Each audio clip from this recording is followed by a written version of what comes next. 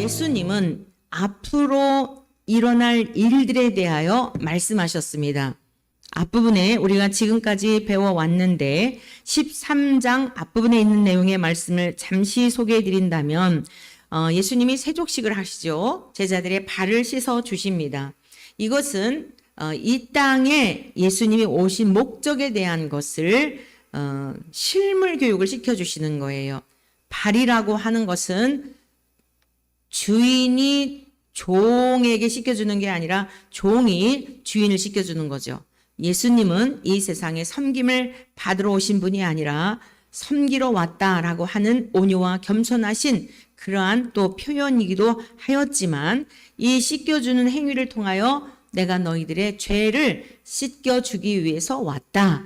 내가 너희들을 위해서 장차 십자가에서 피를 흘려 죽을 것인데 그 흘리는 피, 예수님의 그 죽으심을 통하여 너희들의 죄가 속함을 입게 될 것이다.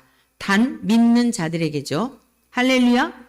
예수님이 십자가에서 우리들이 구원받을 수 있는 길을 완성해 놓으셨지만 그러나 어떤 이들에게는 그 주님의 보혈이 구원받는 우리 모두에게 은혜가 되지만 그 십자가의 은혜를 저버리는 자에게는 저주가 되고 형벌이 되고 심판의 기준이 되는 것입니다. 오늘의 말씀도요. 예수님께서 제자들에게 떡을 주셨는데 조각을 받고 사탄이 들어갔다 그랬습니다. 그리고 조각을 받고 먹은 다음에 밖으로 나가는 다른 제자들에게는 생명을 얻는 양식이 되어졌는데 생명의 떡이 되시는 주님 앞에 순종하며 주님 가신 길을 가게 되는 능력이 되었고 영생과 부활을 얻는 근거가 되었는데 가룟 유다는 똑같이 주님이 주신 것을 먹었지만 그 먹음이 자기를 올무에 매이게 하는 사탄이 들어가서 사탄의 도구가 된 것을 볼 수 있습니다. 하나님의 말씀을 주님이 주신 그대로를 받아서 우리의 마음판에 새기고 말씀대로 살면 영생과 부활을 얻지만 주님의 것을 가지고 왜곡하고 사탄이 주는 생각과 연합이 되면 주님이 주셨던 것인데 주님이 맡기셨던 것인데 그 귀한 것이 악의 도구로 이렇게 전락해 버리는 것을 볼 수 있습니다. 주님은 의로우신 분이라 주님에게는 허물이 없습니다. 그러나 그 잘못에 대한 죄에 대한 것은 장차 유다가 얼마나 하나님 앞에 뭐가 붙어가지고 얘도 은혜를 사모했나 봐요.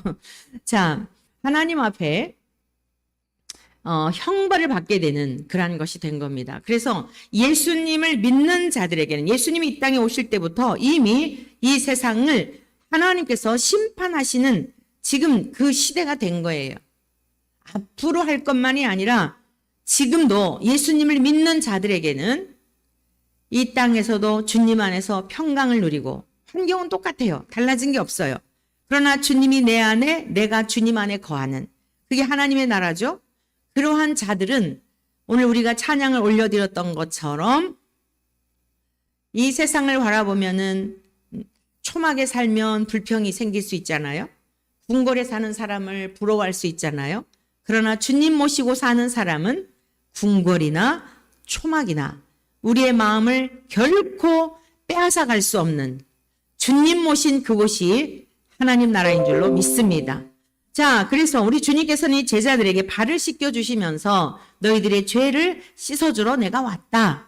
그리고 종이 주인보다 클 수가 없는 것처럼 또 보냄 받은 자가 보낸 자보다 클 수 없는 것처럼 예수님이 아버지께로부터 성부께로부터 이 땅에 오셨는데 나는 아버지보다 더 크지 못하다.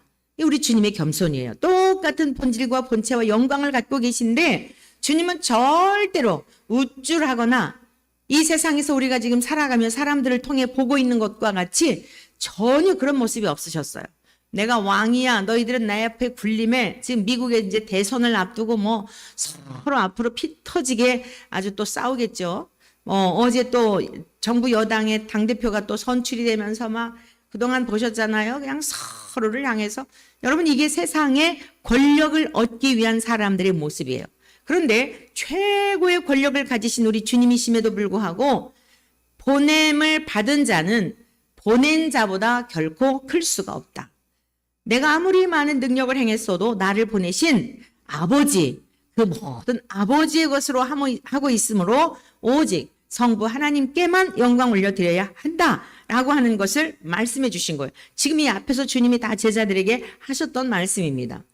또 내가 이제 너희들을 세상에 보낼 것인데 내가 너희들을 세상에 보낼 때에 너희들이 나보다 더 클 수가 없고 특별히 너희들이 세상에 파송을 받아서 내가 너희에게 맡긴 복음을 전할 때에 사람들은 그것을 환영하지 않을 거다.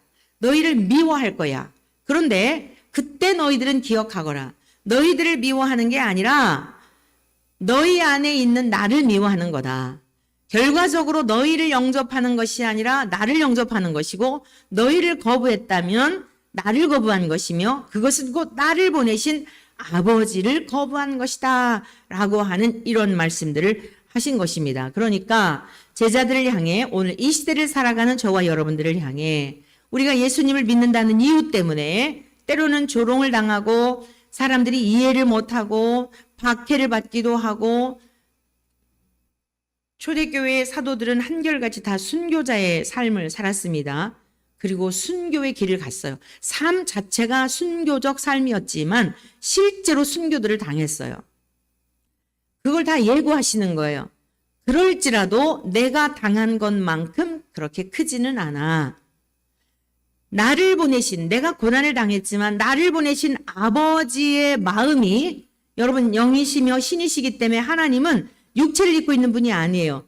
그래서 막 육체적인 아픔이나 이런 거는 느끼지 않으실 수 있다고 우리가 생각하지만 그러나 하나님은 인격이세요. 하나님은 생각이 있으시고 하나님은 우리의 모든 체질을 알고 계시고 하나님의 마음이 어떠한지를 예수님을 통해 드러내셨는데 성자 예수님이 고난을 당하실 때 하나님은 즐기셨을까요?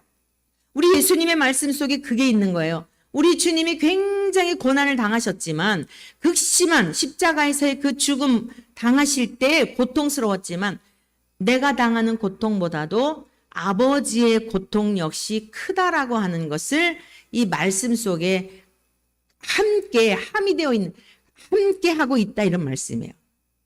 아버지의 고통이 우리가 생각할 때 하나님은 육체를 입지 않으셨으니까 아무런 고통이 없으실 거야. 여러분 하나님은 인격이심을 잊으시면 안 됩니다. 쉽게 말해서 하나님도 자존심이 있단 말이에요. 여러분 자존심 상하면 굉장히 힘들죠. 하나님은 인격이세요. 믿습니까? 성자 예수님이 그렇게 모욕을 당하고 사람들에게 그런 모멸감을 막 뺨을 때리고 그런 모멸감을 당하시는 그때에 하나님은 아무런 감동이 없는 아무런 아픔도 없고 느낌도 없는 냉혈적인 신이 아니었다는 거예요. 그러니까 예수님이 그 고통을 당하실 때 아버지께서 얼마나 고통을 당하실까를 예수님은 알고 계셨어요. 너희들이 고통을 당할 때 너희들이 나로 말미암아 내 이름을 너희들이 세상 속에 믿고 전한다는 이유 때문에 박해를 당할 때 그 고통 나도 알아. 너희들이 당하는 고통보다 훨씬 더 큰 고통을 너희들이 당하는 괴로움보다 훨씬 큰 괴로움을 너희들을 향한 그 마음을 잊지 말거라 라고 하는 말씀도 그 속에 담겨 있는 거예요. 오늘 이 시대에 여러분들이 신앙생활을 하면서 달라진 것도 없고 뭐 별반 뭐 예수님을 믿는다고 뭐 그런 것도 없는 것 같지만 여러분들이 믿음 하나 붙들고 신앙생활을 하는 저천성을 향하여 나아가는 여정 가운데 여러분에게 일고 있는 여러 가지의 고통 중에서 주님은 다 알고 계신다는 것을 믿으시기를 축복합니다. 여러분의 고통을 즐기고 있는 분이 아니라 여러분을 어떻게 해서든지 격려하시고 일으켜 세우시고 힘내. 많은 사람들이 있으니까 나 하나쯤 하나님 관심 없으실 거야. 아니에요. 많은 사람들에게 관심 있는 게 아니라 우리 주님을 믿는 그 한 사람 한 사람에게 관심 있는 거예요. 농사 짓는 농부가 쭉정이에 관심할까요? 알곡에 관심할까요? 잔뜩 갖다가 벽실을 뿌렸는데 이게 다 알곡인 줄 알았는데 나중에 자라는 거 보니까 이게 쭉정이들이 수다하단 말이에요. 근데 그중에 알곡들이 있는 거예요. 농부의 관심이 어디 있겠어요? 그 많지 않아도 알곡에 관심하고 있는 거예요. 여러분들의 고통과 여러분들의 괴로움은 주님이 모르실 거야. 정말 이 세상에 나를 알아주는 이는 아무도 없는 것 같아. 이런 때일수록 하나님은 여러분에게 집중하여서 사랑하는 아들아, 사랑하는 딸아, 낙심하지 마라. 내가 함께하고 있어. 너는 지금 내 품에 있는 거야. 우리가 해야 할 일은 뭘까요? 그것을 인식하는 거예요. 그걸 믿음이라고 하는 거예요. 보이지 않지만 감사합니다, 주님. 이곳에 주님이 함께 하심을 믿습니다. 그 고백을 원하시는 거예요. 믿음이 없이는 기쁘시게 못한다 그랬잖아요. 여러분 그 고백과 함께 순간 여러분의 근심은, 여러분의 염려는 주 안에 있는 나에게 딴 근심이 있으랴. 주 안에 있는 자에게 근심이 없는 거예요.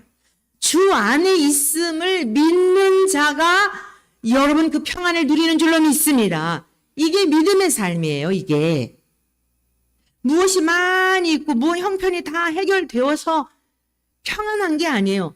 그렇게 되면 또 다시 와락 염려가 와요. 이 평안 무너지면 어떡하지? 이거 깨지면 어떡하지? 하고 또 염려와 걱정이 와요. 그런데 아무리 풍랑 속에서도 폭풍 속에서도 주님이 나를 붙들고 계시지.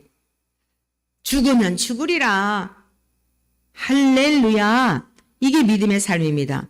제자들에게 이러한 풍성한 위로의 말씀들을 다 해주시고 본문 말씀 보니까 예수께서 이 말씀을 하시고 심령이 괴로워 증언하여 이르시되, 예수님께서 제자들에게 이런 말씀 저런 말씀으로 위로해 주시고 앞으로 일어날 일들에 대하여 말씀하셨지만 제자들이 주님이 하신 이 말씀을 이때 알아들었을까요? 못 알아들었어요. 깨달았을까요? 못 깨달았어요. 우리 주님이 그 다음 절 볼까요? 그 뒷부분을 볼게요. 심령이 괴로워 증언하여 이르시되 내가 진실로 너에게 이르노니 너희 중 하나가 나를 팔리라 하시니. 지금 예수님이 심히 괴로우신 이 상태는 제자들을 위로하고 격려하고 앞으로 되어질 일들에 대한 것을 말씀하시고 너희들이 무엇을 중심하여 살아가야 될지를 가르쳐 주시고 삶의 방향성을 가르쳐 주시고 인생의 목적을 가르쳐 주시고 나를 믿어야 하는 그 이유가 무엇인지에 대한 것을 풍성하게 가르쳐 주셨지만 지금 주님이 뒤에 하신 말씀이 뭐예요? 심령이 괴로워하신 말씀이 뭐예요? 너희 중 하나가 나를 팔리라. 오늘 주님이 하신 이 말씀을 알아들었다고 한다면, 허투루 듣지 않았다고 한다면 가룟 유다가 예수님을 팔 수 있었을까요? 그리고 제자들이 지금 예수님이 하시는 이런 말씀에 대하여 장차 당하실 고난에 얼마나 그 깊이가 큰지에 대한 것을 여러분 실감하거나 체감했을까요? 상상도 못한 거죠. 그런데 우리 주님은 십자가에서 말씀하셨던 게 그대로 실제가 되지 않습니까? 여러분 말씀하신 것은 그대로 실제가 되는 줄로 믿습니다. 제자들이 묻습니다. 서로 보면서 누구에 대하여 얘기하는 거야? 누구 얘기하시는 거지? 누가 판다는 거야? 그리고서는요 서로에 대하여 의심한 거예요. 23절 예수의 제자 중 하나 곧 그가 사랑하시는 자가 예수의 품에 의지하여 누웠는지라. 이는 사도 요한을 말하는 거예요. 요한복음은 사도 요한이 기록했잖아요. 그러니까 막 자기 이름을 우리가 요한인 것은 추정할 수 있고 느낄 수 있고 그런데 자기 이름을 이렇게 나 요한 이렇게 얘기하지 않아요. 예수 우리 주님께서 제자 중 하나 곧 그가 사랑하시는 자가 예수의 품에 의지하여 누웠는지라. 이런 말씀들을 가지고 저 이상하게 가룟 유다에게 주님께서 조각을 주셨더니 사탄이 들어가가지고 엉뚱한 짓을 하듯이 이런 말씀을 가지고 저희 이상한 소리 하는 인간들이 바로 예수님이 동성애자였다. 제자들하고 동성애했다. 였다 이 얘기들을 하는 거예요. 유대인들은 식사에 그 특별한 방법이 있어요. 비스듬히 누워가지고 이렇게. 그러니까 이제 그런 어떤 식사의 방법에 따라서 이런 그 배경과 문화를 알면 그런 해석을 할 수가 없는 거죠. 지금 요한이 자 보세요. 시몬 베드로가 머리짓을 하여 이제 예수님께 누구인지 여쭤봐라 이런 얘기였겠죠. 그랬더니 예수의 가슴에 그대로 의지하여 말하되 주님 누군가요? 라고 물었어요. 그랬더니 26절 예수께서 대답하시되 내가 떡 한 조각을 적셔다 주는 자가 그니라 하시고 곧 한 조각을 적셔서 가롯 시몬의 아들 유다에게 주시니. 자, 우리 주님이 지금 이 말씀을 하셨을 때에 주님이 뭐라고 그러셨어요? 너희 중에 하나가 나를 팔리라 라고 말씀하셨고 떡 한 조각을 적셔서 가롯 시몬의 아들 유다에게 주셨어요. 그랬더니 조각을 받은 후 사탄이 그 속에 들어간지라. 여러분 지금 모든 이단과 사이비와 그리고 정통성 있는 교파, 장로교, 우리 감리교 말할 것도 없고 성결교, 침례교, 그 정통성 있는 이 교회들이 있어요. 전통적으로 이 성경의 66권 성경의 권위를 절대적 권위를 인정하고 삼위일체 교리 그리고 창조주 말할 것도 없고요. 성경에 기록된 중요한 교리들에 대해서 하나님은 세상의 창조주이시다. 우리 인간은 전적 타락하였다. 오직 예수 그리스도의 십자가의 구속의 사건으로서만 구원을 받는다. 예수님은 그 사건을 우리를 구원하시기 위해 십자가에 죽으셨고 살아나셨다. 부활하셨다. 하늘로 승천하셨고 다시 재림하실 거다. 이 사실을 믿는 자들이 구원을 받는다. 이 복음을 믿을 때 성령님을 보내주신다. 성령님은 인격이시다. 성부와 성자와 동일한 분이시다. 이런 이제 성령론, 기독론, 신론, 죄론, 인간론 이게 다 같이 믿는 거예요. 장감성, 장로교, 감리교, 성결교, 침례교 이렇게 기본적으로 정통성 있는 교회라고 이렇게 자 지금까지 그래 왔는데 지금은요 이 교파를 초월해가지고 성경들을 이상하게 해석하는 거예요. 예수님이 조각을 주셔서 먹었는데 가룟 유다의 길을 가는 이들이 너무도 많은 거예요. 왜 그랬을까요? 오늘 저와 여러분들이 말씀을 통해서 주님 앞에 우리가 베드로성과 유다성이 우리 안에 있어요. 저와 여러분들에게도 가룟 유다성이 있다니까요. 근데 안심할 수 있는 건 뭐냐면 성령으로 인침받은 사람들은 우리가 연약해도 주님이 다시 이렇게 세우세요. 베드로를 보면 그렇죠. 베드로는요 가룟 유다보다 더 비겁해요.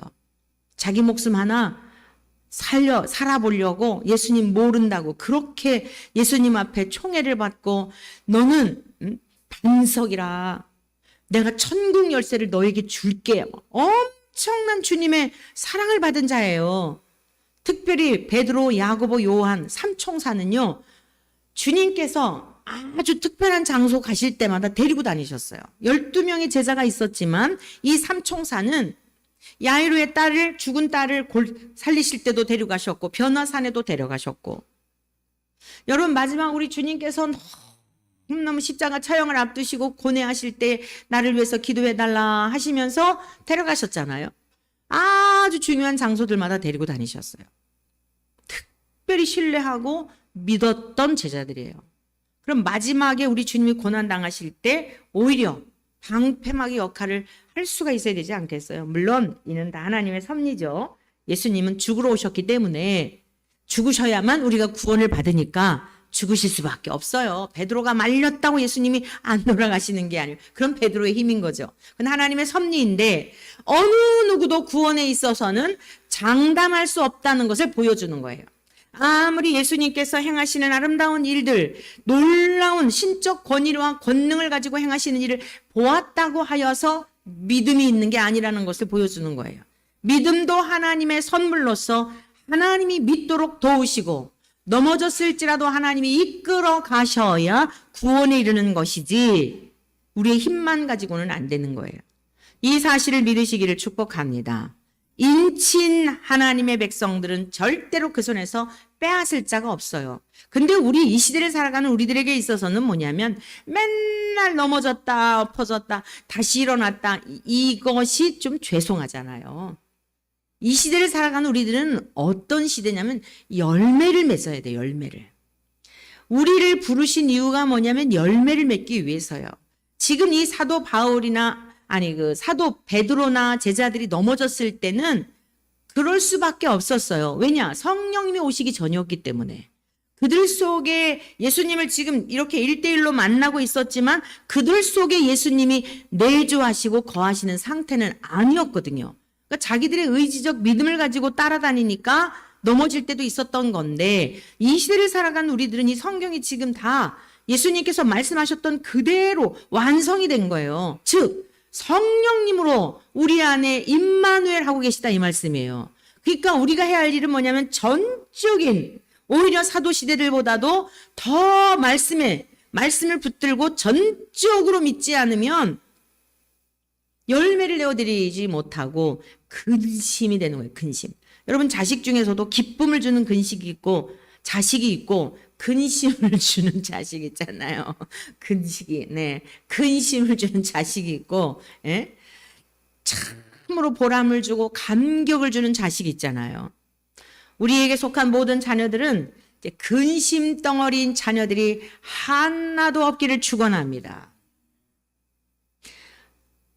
자꾸 자녀들을 통해 깨닫게 하시는데, 우리의 자녀들, 자자손손 대대로 우리의 자손들, 우리의 손주 세대들, 주님 오실 때까지 근심 덩어리가 아니라, 걱정거리가 아니라, 아이고 정말 어떻게 이렇게 귀한 아이가 내 속에서 나왔을까, 주여 어떻게 이렇게 귀한 아이를 선물로 주셨나요, 아유 자랄 때는 이러고 저러고 해가지고 그냥 속상한 적도 있었는데 어머나 크게 영광을 받으시려고 그랬군요. 할렐루야. 여러분, 하나님이 사용하시려고 하는 그러한 자녀들일수록 악한 원수 마귀가 더 흔들어요. 그걸 아셔야 돼요. 낙심할 필요가 없어요.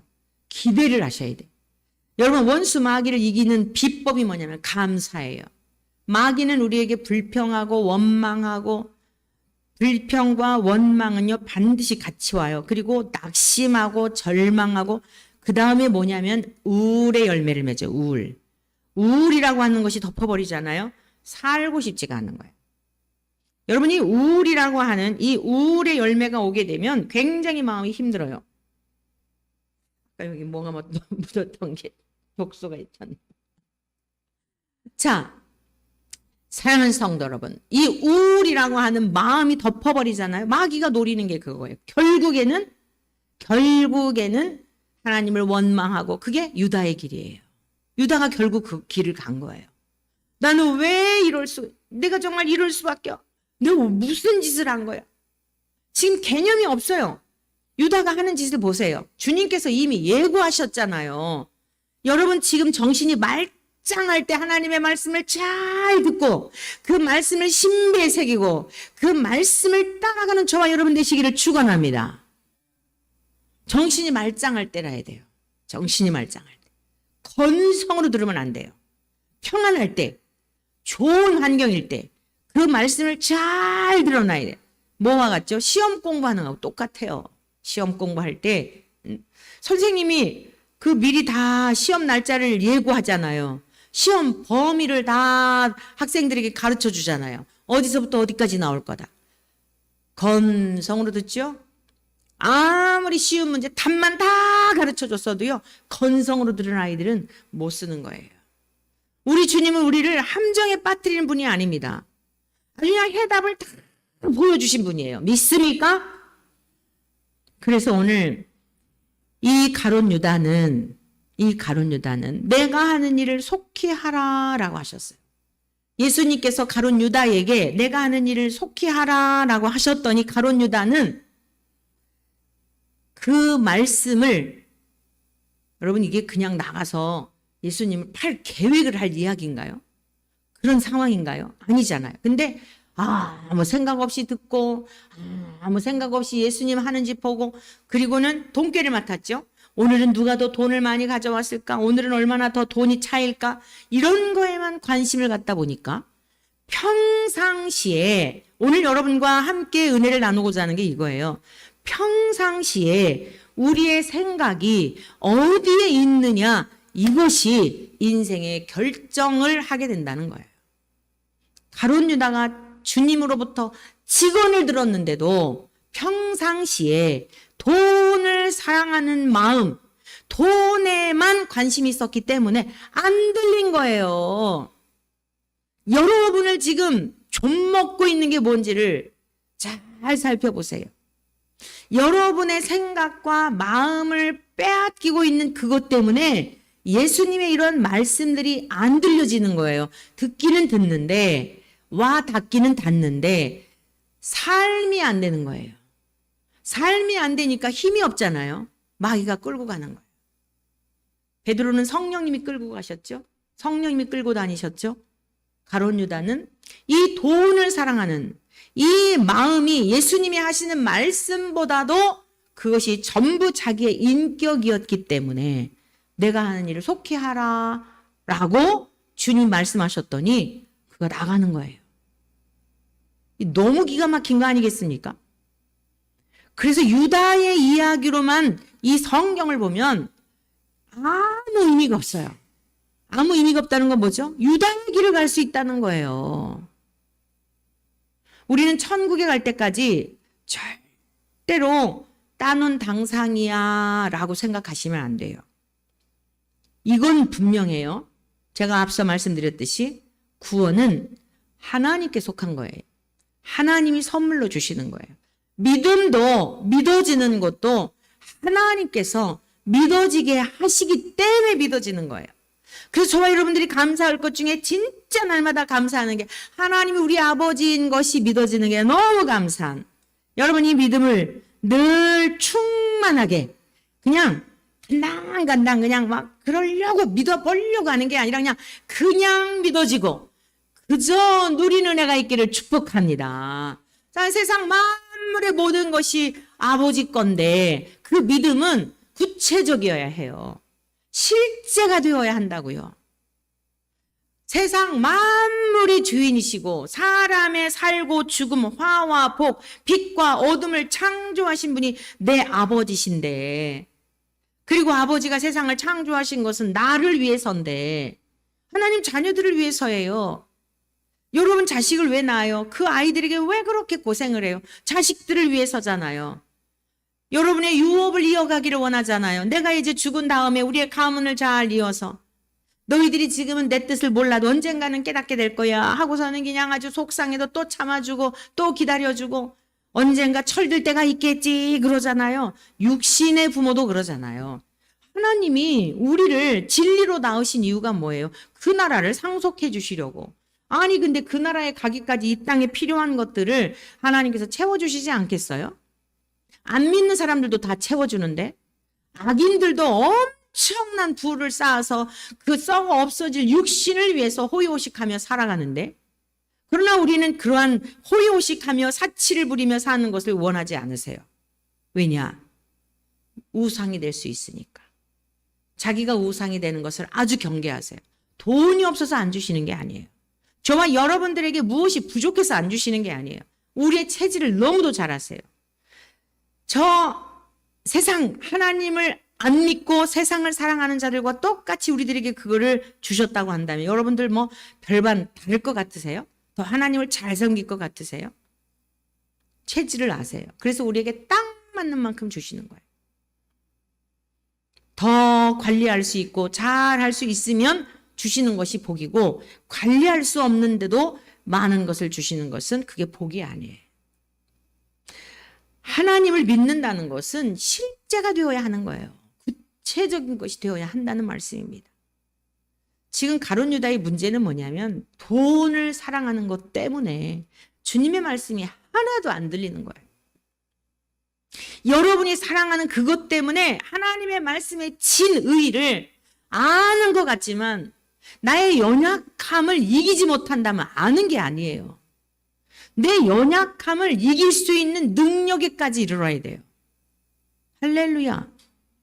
그래서 우리 주님 앞에서 아무것도 이 세상에 주님과 나와의 관계 속에서 거침이 없어야 돼요.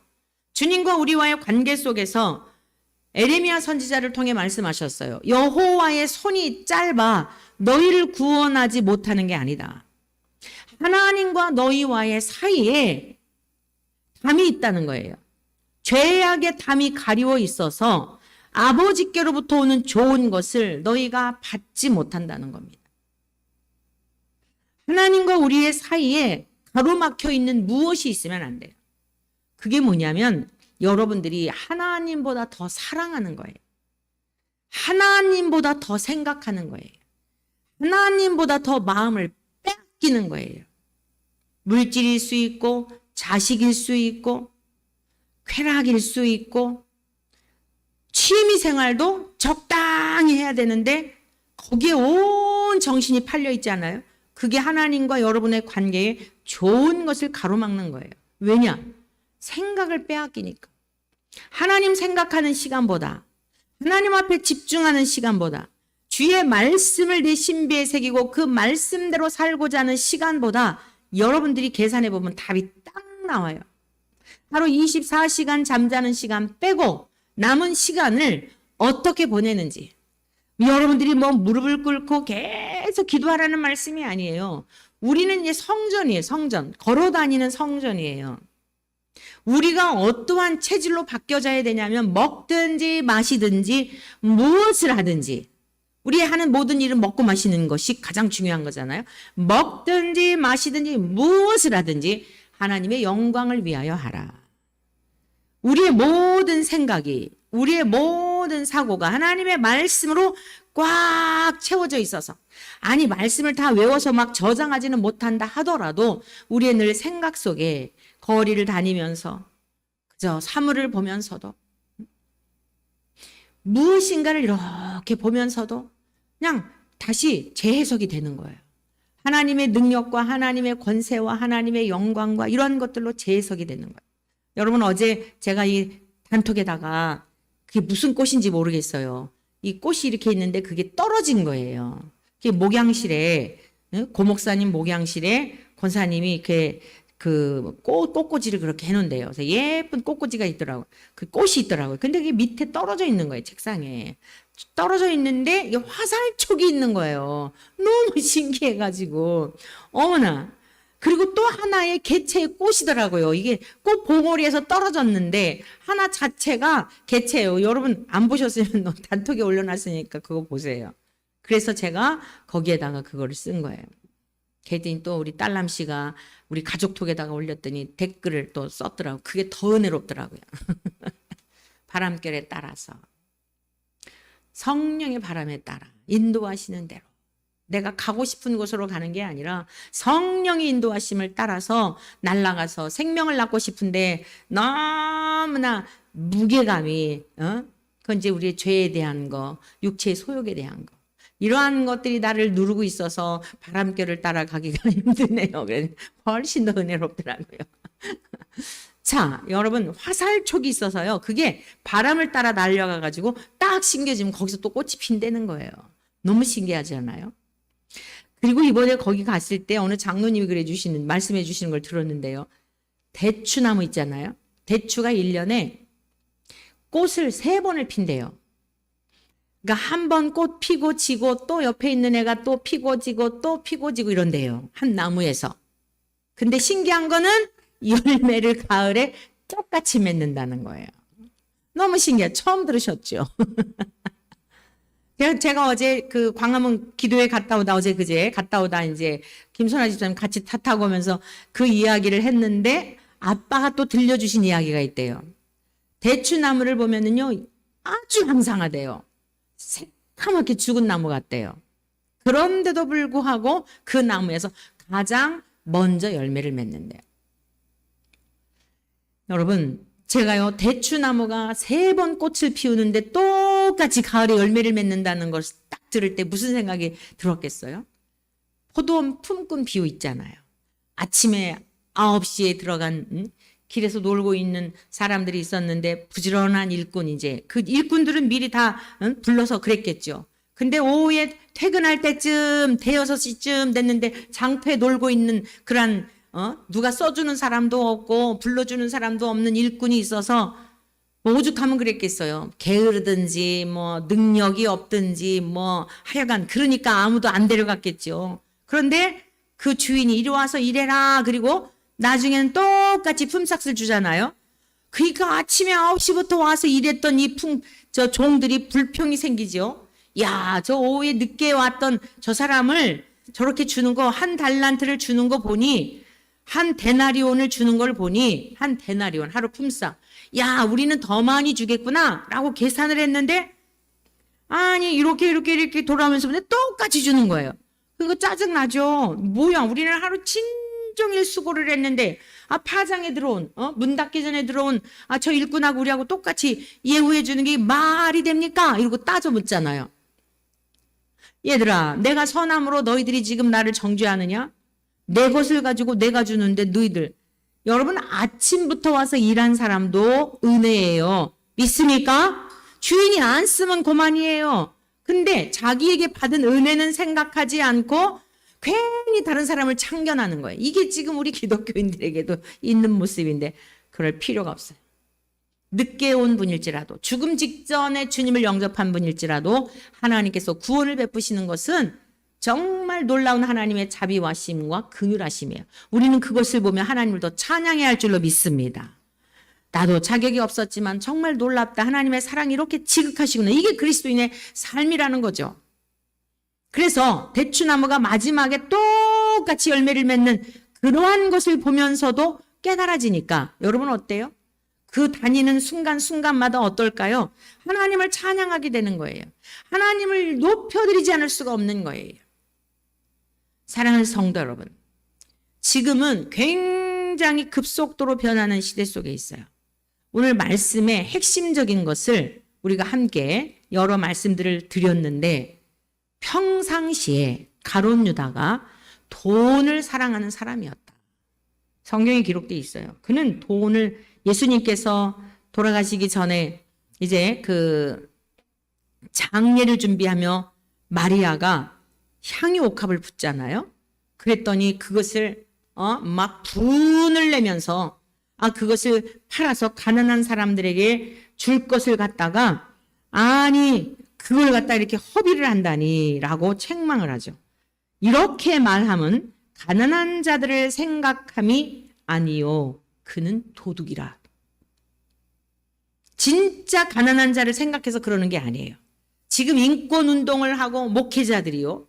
무슨 목회자들이 앞장서 가지고 차별금지법을 통과해야 한다고 하고 막 이런 얘기 하잖아요. 동성애자들을 다 어쩌고 저쩌고 하잖아요. 그들 속에는요. 자기들을 위한 거예요. 자기들을 위한 거예요. 뭘까요?